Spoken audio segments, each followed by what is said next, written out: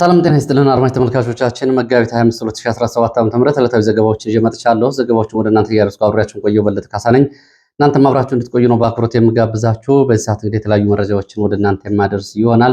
ሰሞኑን ከወታደራዊ ካምፕ ተመርቀው ወደ ተለያዩ ቦታዎች የተመደቡ የአድማ ብተና አባላትን በተመለከተ አዳዲስ መረጃዎች አሉ።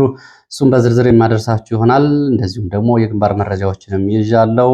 ወደ ተለያዩ አካባቢዎች የሚወስዱ መረጃዎች አሉ። የኦሮሞ ቲንክ ታንክ ወይም ደግሞ የኦሮሞ የሀሳብ አፍላቂ ቡድን የሚባለው ፖለቲካዊ ምልከታቸውን በተመለከተ አዲስ ሮድማፕ ወይም ደግሞ ፍኖተ መርህ እንዲዘጋጅ የሚል እንቅስቃሴ ውስጥ ገብተዋል ተብሏል። ይህንን በተመለከተ ስጋቱ ምንድን ነው ጉዳዩስ የሚለውን በተመለከተ ዝርዝር መረጃ የማደርሳችሁ ይሆናል። እስረኞች ያመለጡበት እስር ቤት አለ። እሱንም በተመለከተ እንዲሁም ደግሞ ትላንትና ወደ ወለጋ አንድ መረጃ አጋርቻችሁ ነበር። እሱም በተመለከተም ዛሬ ተጨማሪ ወጣ መረጃ አለ።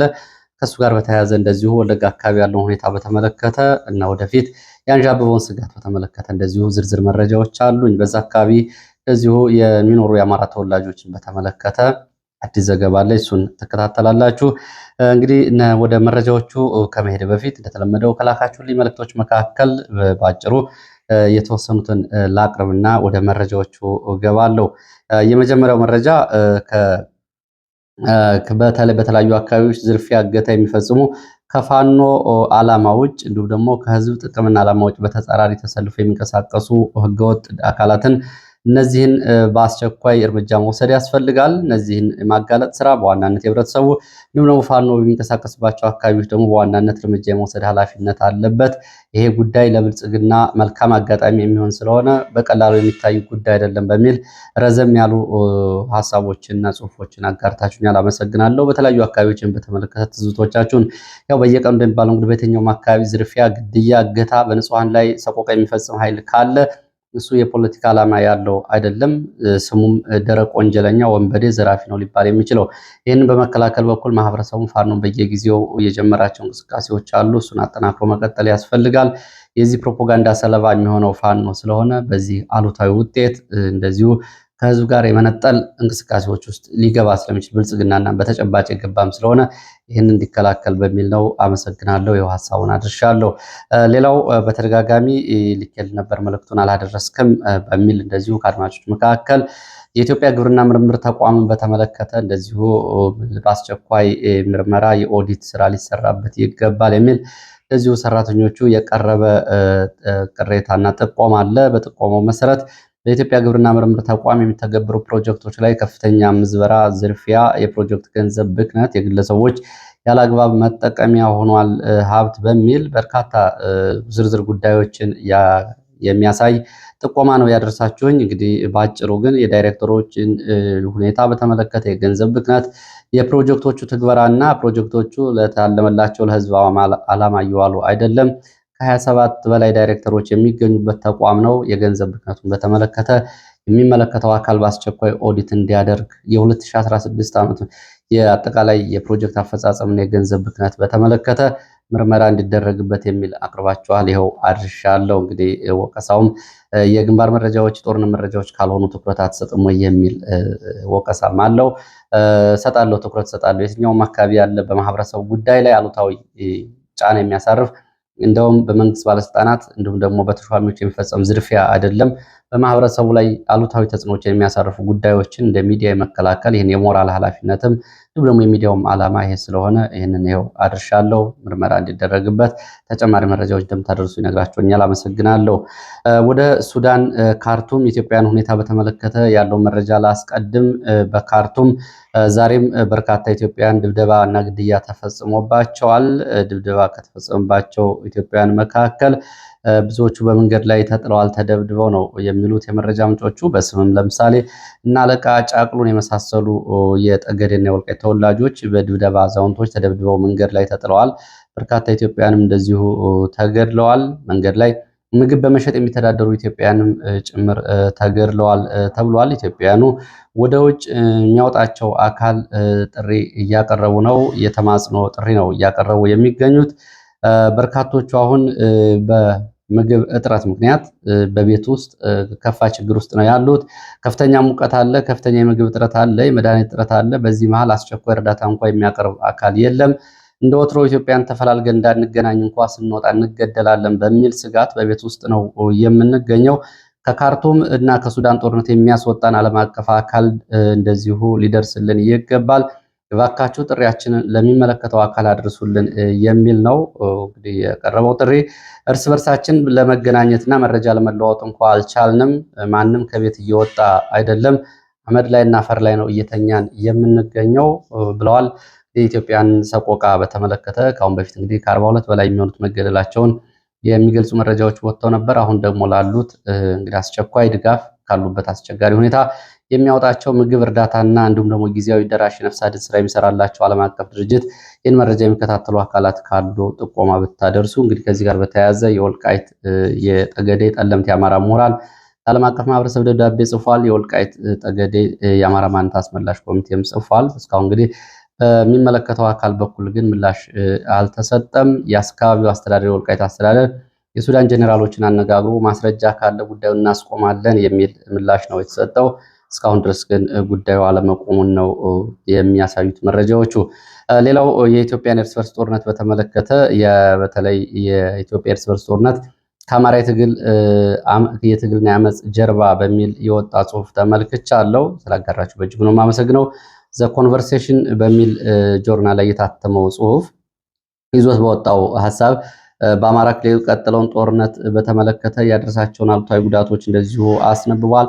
4.7 ሚሊዮን ተማሪዎች ከትምህርት ገበታ ውጭ መሆናቸውንና ሁለተኛ ዓመቱን እየያዘ ባለው ጦርነት ከ100 ሺህ በላይ ሰዎች መፈናቀላቸውንም እንደዚሁ በዚህ ጥናት ወረቀት ላይ ተመላክቷል።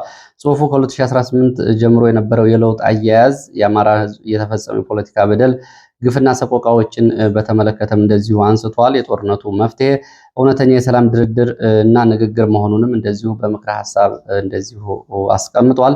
ይህንን ከጎንደር ዩኒቨርሲቲ እና ከሄልሲንኪ ዩኒቨርሲቲ በጋራ የሁለት ምሁራን ያዘጋጁት ጽሁፍ ነው። በጦርነቱ ላይ እያተኮረ ጽሁፍ ረዘም ያለ ነው፣ ልትመለከቱት ትችላላችሁ። ሌላው ሰሞኑን እንግዲህ ከምረቃ ከወታደራዊ ማሰልጠኛ ጣቢያ ተመርቀው የወጡ የአድማ ብተና አባላትን በተመለከተ በተለያዩ አካባቢዎች የሚሰሙ መረጃዎች አሉ። ከነዚህም መካከል በመተማ ኮኪት አካባቢ ወደዚህ ምደባ ተደርጎላቸው ከገቡ የአድማ ብተና አባላት መካከል 1/3ኛው በሌሊት ጠፍተዋል የሚል መረጃ ነው ያለው። በርካታ ቁጥር ያላቸው ናቸው። እንደ መረጃ ምንጮቹ አብዛኞቹ ሴት የሆኑና ከዚሁ አካባቢ እንደዚሁ በመጀመሪያም ወደ ወታደር ማሰልጠኛ ጣቢያ ታፍሰው የተወሰዱ የጉልበት ሰራተኞች የነበሩ ወደዚህ አካባቢ ተመድበው ከመጡ በኋላ በሌሊት ከስምሪት ቀጠናቸው ወጥተው ጠፍተዋል። ይሄ ከፍተኛ ድንጋጤ ፈጥሯል ብለዋል። እነ ብልጽግናና እነ ጀነራል አበባው ይሄ አዲሱ የሰለጠነው የአድማ ብተና ፋኖን ይመክትልናል የሚል ሙሉ እምነት የነበራቸው እንዲሁም የጸጥታና የግንባር ግምገማዎችን በተመለከተ ለዚህ ኃይል እናስረክባለን፣ አልፎ አልፎ የመካናይዝድ እና የአየር ኃይል ድጋፍ ነው የምናደርገው የሚል ግምገማ ላይ ደረሱ። ቢሆንም ግን ሁኔታው እጅግ አስደንጋጭ ሆኖባቸዋል ነው የተባለው። በተመሳሳይ እንደዚሁ አቸፈር አካባቢም 9 የሚሆኑ የአድማ ብተና አባላት አዲስ ከተመደቡት በዛሬው ሌሊት ጠፍተው አድረዋል ተብሏል። በተመሳሳይ ወልዲያ ዙሪያ መረብ ሚዲያ እንደዘገበችው በዚህም ቀጠና እንደዚሁ ከ50 በላይ የአድማ ብተና አባላት ወደ ፋኖ ተቀላቅለዋል። የአማራ ፋኖ በወሎ ኮር 1 እና ኮር 2 ነው እነዚህ የአድማ ብተና አባላት የተቀላቀሉት። መረብ ሚዲያ እንደዘገበችው ሰሞኑን በወልዲያ በመከላከያ አመራሮች በዞኑ አስተዳደር እንደዚሁ አቀባበል ከተደረገላቸው በኋላ ወደ ስምሪት ቀጠናቸው ሲመደቡ ነው እየጠፉት ተብሏል። ይህ እጅጉን አሳሳቢ ነው። ጠዋት ደብረ ታቦር የነበረውን መረጃ እንደዚሁ አድርሻችኋለሁ። ወደ ዘገባዎቹ ቀጥላለሁ። ወደ ዘገባዎቹ ቀጥል። በደቡብ ጎንደር እስቴ በተለያዩ ቀበሌዎች የአካባቢው የብልጽግና ወታደራዊና የሲቪል ባለስልጣናት በኮማንድ ፖስት አማካኝነት በአርሶ አደሮች ላይ ከፍተኛ ሰቆቃ እየፈጸሙ ነው። ልጫ፣ ጅባስራ፣ ልሞን፣ ቆማ ተብሎ በሚጠሩት አካባቢዎች የመንግስት ኃይሎች የቀበሌዎቹ ነዋሪዎች ላይ ከፍተኛ ግፍ እየፈጸሙ ነው። ንብረት እያወደሙ ነው፣ እየዘረፉ ነው፣ ቤት እያቃጠሉ ነው፣ የቁም እንስሳትንም እየነዱ እያረዱ ነው የሚሉት የአካባቢው ነዋሪዎች። መካነ ኢየሱስ ከተማም እንደዚሁ በርካታ አዛውንቶች ታስረዋል። እንግዲህ በተለይ እነዚህ ቀበሌዎች ፋኖን ትደግፋላችሁ በሚል ነው አርሶ አደሮቹ እየተሰቃዩ የሚገኙት። የግልጽ የሆነ የጦር ወንጀል ነው። በተለይ ይህንን የሚፈጽሙት የአካባቢው የፖሊስ አዛዥ ኮማንደር በለጠና የመከላከያ የሚሊሻ እንዲሁም ደግሞ የሲቪል ባለስልጣናት የሚሊሻ ጽሕፈት ቤት ኃላፊ ጨምረው ነው ይህንን እየፈጸሙ የሚገኙት ብለዋል። ከፍተኛ ሀብት ንብረት እየወደመ ነው፣ ሰላማዊ ሰዎች እየተሰቃዩ ነው ብለዋል። በዚህ አካባቢ ከዚህ ጋር በተያያዘ እንግዲህ ሰሞኑን በዚህ አካባቢ በተፈጸመ የድሮን ጥቃት ትላንትና ረፋድ ላይ በርካታ ሰዎች መገደላቸው ይታወቃል። ይህ እንግዲህ በተለይ የድሮን አሰሳም እንደዚህ ተጠናክሮ ቀጥሏል በተለያዩ አካባቢዎች። ይህ እንግዲህ የምድር ኃይል ላይ የተዳከመውን ኃይሉን መልሶ በአየር ኃይል ለመገንባት እያደረገ ያለው ነው ይልማ መርዳሳ። ስለዚህ ጥንቃቄ ያስፈልጋል የሚል መልእክትም አብሮ ወጥቷል። በተለያዩ አካባቢዎች ፋኖ የሰራዊት ግንባታና አዲስ ምልምል ምርቃት ቀጥሏል። በትናንትናው ዕለት በተለያዩ አካባቢዎች የፋኖ አዲስ ምልምል አባላት ተመርቀዋል። ለወራት ፖለቲካዊና የአካል ብቃት ወታደራዊ እንቅስቃሴ የወሰዱ ናቸው የተመረቁት ተብሏል። ሌላው መረጃ እንግዲህ ከዚሁ በተለይ ከአማራ ሰቆቃ ጋር በተያያዘ ነው። መሰረት ሚዲያ ይዞት የወጣው ዘገባ ከ6000 በላይ ተፈናቃዮች በዛፍ ጥላ ስር ይገኛሉ ይላል ዘገባው። ከ6000 በላይ የአማራዎች በዛፍ ስር ጥላ ይገኛሉ። ደቡብ ወሎ ሐይቅ ከተማ አቅራቢያ የሚገኘው የተፈናቃይ ካምፕ ከአቅም በላይ በመሆኑ በርካታ ተፈናቃዮች በዛፍ ስር ነው ህይወታቸውን እያደረጉ ያሉት። የሚያድሩት በቁጥቋጦ ስር መሆኑን ለዚሁ ለሚዲያው ገልጸዋል። በስም የተገለጹት የተፈናቃዮች ለመሰረት ሚዲያ እንደተናገሩት መንግስት እንደ ሰው አይቆጥረንም ብለዋል። መንግስት እንደ ሰው አይቆጥረንም ብለዋል። ይሄ በእጅጉ እንግዲህ የሚያሳዝን ንግግር ነው። እነዚህ ሰዎች ከወለጋ ተፈናቅለው ከመጡ በኋላ አሁን ያሉበት ሁኔታ እጅግ አሳሳቢ ነው። በዚህ መንግስት እንደ ሰው አይቆጥረንም ብለዋል። ብዙዎቹ ሞተው አፈር አልብሰናል ሲሉ ቃል በቃል ለሚዲያው ተናግረዋል። በአካባቢው ለስደተኛ መጠለያ ጣቢያ የሚያገለግለው ካምፕ ለሌላ ጉዳይ የተገነባ በመሆኑ ከአቅም በላይ በመሆኑ የተፈናቃዮቹ ብዛት አብዛኞቹ ተፈናቃዮች በዛፍና በቁጥቋጦ ስር እንደሚያድሩ ነው እንግዲህ ለሚዲያው እየገለጹት። ማንም የሚመለከተው አካል እስካሁን ድረስ ምላሽ አልሰጣቸውም። ከኦሮሚያ ወለጋና ሌሎች ቦታዎች የተፈናቀሉ በሐይቅ ወሎ፣ መካነ ሰላም፣ ምዕራብ ወሎ፣ መቅደላ፣ ኮምቦልቻ እንዲሁም ደግሞ ሌሎች አካባቢዎች ጃራና እዚሁ ሀብር ወረዳ ማለት ነው ጃራና ሌሎች ካምፖች ላይ ይገኛሉ። ምስራቅ ጎጃም፣ ምዕራብ ጎጃም የሚገኙ ተፈናቃዮች እንደዚሁ ይገኛሉ። በተመሳሳይ ደብረ ታቦር ዙሪያ እንደዚሁ ተፈናቃዮች ይገኛሉ። እስካሁን ድረስ እነዚህን ለማቋቋም የተደረገ እንቅስቃሴ የለም። ከሁለት ቀናት በፊት በዚህ በኢትዮ ፎከስ በሄደ ዘገባ እንደምታስታውሱት ደብረ ብርሃን የሚገኙ ተፈናቃዮች ከፍተኛ እና አሳሳቢ ችግር ላይ መሆናቸውን በተመለከተ በተለይ ቻይና ካምፕና ሌላው ሁለተኛው ካምፕ ላይ የነበረው ሁኔታ በተመለከተ ከሁለት ቀን በፊት በነበረው ዘገባ ታስታውሳላችሁ። ተፈናቃዮቹ አሁን ችግር ውስጥ ናቸው። በተለይ ብርድና ፀሐይ እየተፈራረቀባቸው ነው። የተሰጣቸው ሸራዎች ከ3 ዓመት በላይ ስላገለገሉ ተቀዳደው ወድቀዋል። ምላሽም እያገኙ አይደለም። ስለዚህ የሚመለከቱት እንግዲህ የረድኤት ድርጅቶች በተቻለ አቅም ቢደርሱላቸው ይህን ዘገባ አየር ላይ ማውጣት አስፈልጓል። ሌላው ወደ ወለጋ የሚወስደን ዘገባ ነው። አዲስ ስታንዳርድ ዛሬ ይዞት በወጣው ዘገባ የአካባቢውን ነዋሪዎችና ባለስልጣናት ጠቅሶ በፋኖ በወለጋ ቢደንጎሮ ወረዳ 20 በላይ ንጹሐንን ገድሏል የሚል ዘገባ ይዞ ወጥቷል።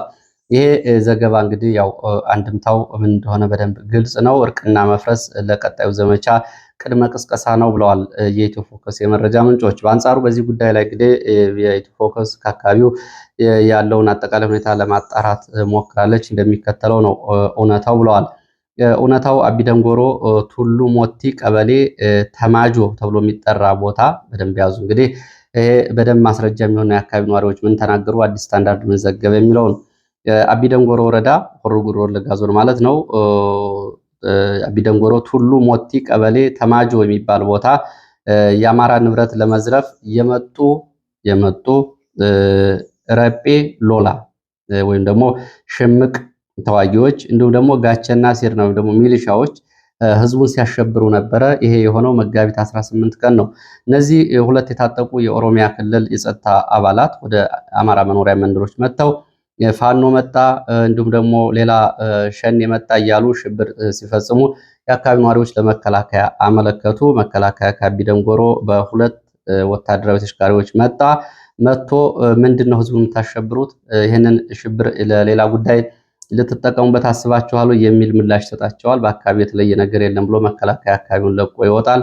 ከዛ በኋላ እነዚህ በስም የተጠቀሱት ረጲ ሎላ እና ጋቸና ሲርና የሚባሉት በአካባቢው ነዋሪዎች እየገቡ ዝርፊያ ታጥቀዋል። የታጠቁ ናቸው፣ ስልጠና የተሰጣቸው ናቸው። ዝርፊያ ፈጸሙ። ይህንን በተመለከተ እንግዲህ የአማራ ተወላጆቹ አጸፋዊ ምላሽ ሰጥተዋል። በዚህ አጸፋዊ ምላሽ እነዚህ የታጠቁ ረጲ ሎላ እና ጋቸና ሲርና ከፍተኛ ጉዳት ደርሶባቸዋል። እውነታው ይሄ ነው። አንድም ጉዳት የደረሰበት ሲቪል ሰው የለም። ራሳቸውን የተከላከሉት ናቸው የሆነው። እንዳውም ይላሉ የመረጃ ምንጮቹ ከዚህ አካባቢ የኦሮሞ ተወላጆች ከብቶችን ነድተው የወሰዱ የሸኔ ታጣቂዎች ወደ አባይ ዳር ሲደርሱ የአካባቢው በተለይ የአማራ ተወላጆች አስመልሰዋል። በዚህ ምስጋና ቀርቦላቸዋል ብለዋል። እንግዲህ ይህንን በተመለከተ ያለው መረጃ ይሄ ነው። ቀኑ መጋቢት 18 ነው። ፕሮፓጋንዳው መሬት ላይ ካለው እውነታ ይለያል። ከዚህ ጋር በተያያዘ በትላንትናው ዘገባ እንግዲህ ወለጋ አካባቢ 2016 እና 2015 ተፈጽሞ የነበረው እርቅ መፍረሱና የአማራ ተወላጆች ትጥቅ ፍቱ መባላቸውን ተከትሎ ትጥቅ አንፈታም በማለታቸው እንዲሁም ደግሞ ንብረታቸውን ውሰዱ፣ በፍርድ ቤት እናጸናላችኋለን፣ እንዲሁም ደግሞ ምስክር እየተቆጠራችሁ ክሰሷቸው የሚል ትዕዛዝ ከመከላከያ ጭምር በመተላለፉ በዚህ ምክንያት በርካታ ሰዎች ወደፊት በዚህ አካባቢ ሊፈጠር ይችላል ያሉትን አደጋ በትላንትናው ዘገባ በተመለከታችሁት ልክ የቀረበ ነው። እንግዲህ አዲስ ስታንዳርድ የዘገበው መሬት ላይ ያለው እውነታ ይህንን ነው የሚመስለው። በዚህ አካባቢ ለሚከሰቱ ችግሮች እንግዲህ ቀድሞ ፕሮፓጋንዳ እየተሰራ ነው። እንግዲህ የአካባቢ ነዋሪዎች ራሳቸውን ከሁለት የታጠቁ የነ ሽመልስ አብዲሳ ቡድኖች ረጲሎላ እና ጋቸና ሲርና ከሚባሉት ተከላክለዋል። ከዛ የተለየ ግን በንጹሐን ላይ የደረሰ አንድም ጉዳይ የለም። ማንም ሊያረጋግጠው ይችላል ነው እየተባለው።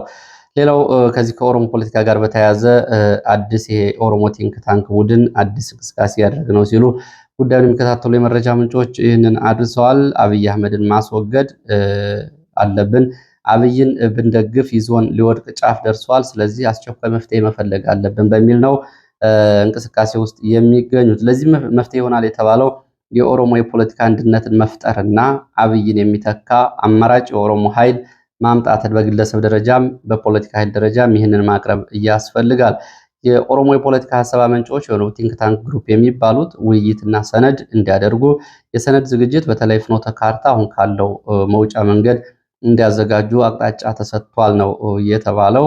ጀዋር መሐመድም ጭምር ያለበት እንቅስቃሴ ነው ብለዋል የመረጃ ምንጮቹ ይህንን። በዚህም እንግዲህ የ2010ን ለውጥና አሁን ያለውን ስርዓት ወደ ዲሞክራሲያዊ መንገድ ለማሻገር ከአሁን በፊት የተደረጉ እንቅስቃሴዎች ሙሉ በሙሉ ከሽፈዋል።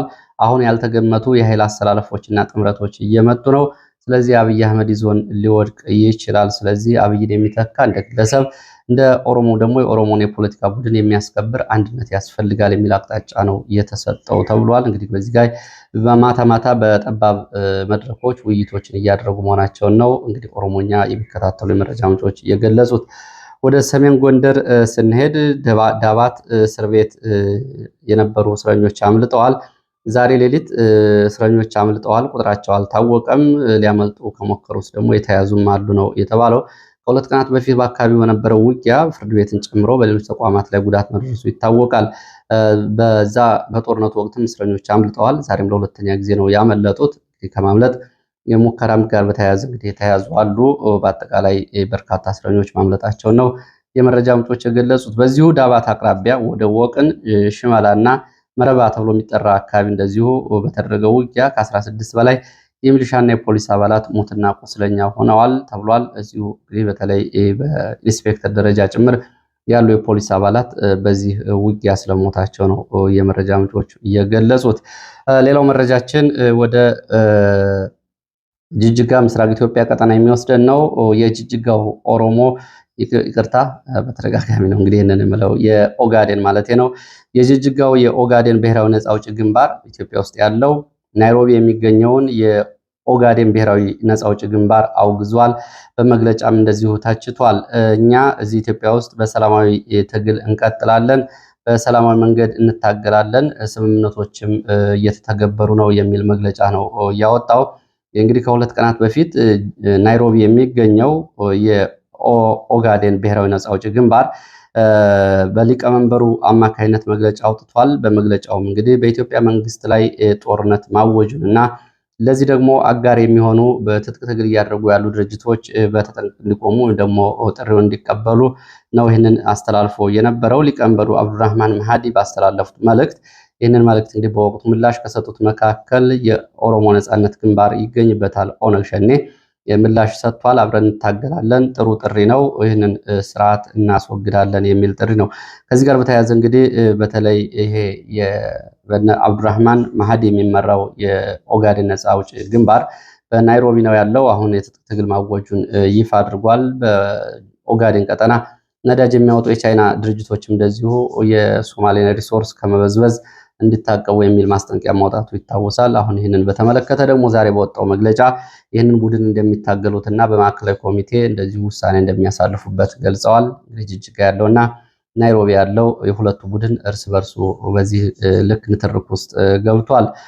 ሌላው በትላንትና አሜሪካው ፕሬዚዳንት ዶናልድ ትራምፕ እንግዲህ ያቀረቡትን ውሳኔ ደግሞ ሀሳብ ተከትሎ ዓለም መነጋገሪያ አጀንዳ አድርጎታል። ወደ አሜሪካ በሚገቡ ሸቀጦች ላይ የታሪፍ ማሻሻያዎችን እንዲሁም ደግሞ አዳዲስ ታሪፎችን ጥለዋል። በተለይ እንግዲህ ትልልቆቹ ሀገራት እነ ቻይናን ጨምሮ በርካቶቹ ለትራምፕ የታሪፍ ጭማሪ አጸፋዊ ምላሽ እንሰጣለን እያሉ ነው፣ ወዳጆቻቸው እንግሊዝን ጨምሮ።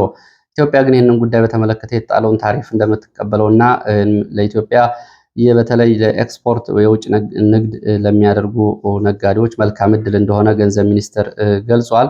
በዚህም እንግዲህ 10% ታሪፍ ወደ አሜሪካ ገበያ ለመግባት መልካም አጋጣሚ ነው። ከሌሎች አምራች ሀገራት አንጻር ይሄ ጥሩ ነው የሚል ምልከታ ነው ያለው ገንዘብ ሚኒስቴር። በአንጻሩ በዚህ ጉዳይ ላይ አስተያየት የሰጡ ባለሙያዎች ደግሞ ኢትዮጵያ ወደዚህ ገበያ ለመግባት ከፍተኛ ተግዳሮት አለባት። 10% አይደለም ከዛ በታችን ቢደረግ ችግር አለ። አሁን የፖለቲካ ችግር አለ፣ ጦርነት አለ፣ የመሰረተ ልማት ችግር አለ፣ የምርት ጥራት ችግር አለ። የውጭ ምንዛሬ እጥረቶች ተደማምረው ይህንን ለማሳካት ኢትዮጵያ ትቸግራለች ነው ያሉት። ይህ እንግዲህ ትልቅ የዓለም አቀፍ የንግድ ጦርነት ሆኖ መነጋገሪያ አጀንዳ ሆኗል። ሁሉም ሀገራት ምላሽ እየሰጡ ነው የሚገኙት ለትራምፕ። አውሮፓ ህብረትም በጋራውን እንታገለዋለን የሚል ነው። እነ ካናዳ እና እነ ጣሊያን ጭምር በአሜሪካ ላይ በአጸፋዊ ምላሽ እንሰጣለን እያሉ ነው። ወደ አፍሪካ ቀንድ መረጃዎቻችን ስንሄድ ወሳኝ የሚባሉ ቦታዎችን የተነጠቀው የሱዳን ፈጥኖ ደራሽ ኃይል ሰሜናዊ ግዛትና ናይል ግዛትን ለመያዝ ዝቷል። ምክትሉ በቪዲዮ ባስተላለፉት መልእክት ከካርቱም እና ከሌሎች ቦታዎች ተጠራርገው መውጣታቸው ቁጭት ውስጥ ከቷቸው እነዚህን ግዛቶች በቅርብ ቀን እንቆጣጠራለን ብለዋል። እንግዲህ ናስር፣ ጋዘራ፣ ካርቱምን ጨምሮ በርካታ የምስራቅ ሱዳንና የካርቱም አካባቢዎችን ፈጥኖ ደራሽ ኃይሉ መልቀቁ ይታወቃል። ከዚህ ጋር በተያያዘም ያው ካርቱም አካባቢ የነበረውን የንጹሐን ግድያ ባለፈው አቅርቤላቸዋለሁ። እንግዲህ አልቡርሃን ጦር ካርቱምን እየተቆጣጠረ ነው የሚገኘው። በዚህ ሂደት እንግዲህ ሱዳን ለሁለት ልትከፈል ትችላለች የሚል የፖለቲካ መላምት እንግዲህ በብዛት እየወጣ ነው የሚገኘው። ለዚህ ሰዓት ያስኳቸው አጫጭር መረጃዎች እነዚህ ነው የሚመስሉት። ስለተከታተላችሁ በእጅጉ አመሰግናለሁ። በሌላ ተመሳሳይ መርሃ ግብር እስከምንገናኝ መልካም ጊዜ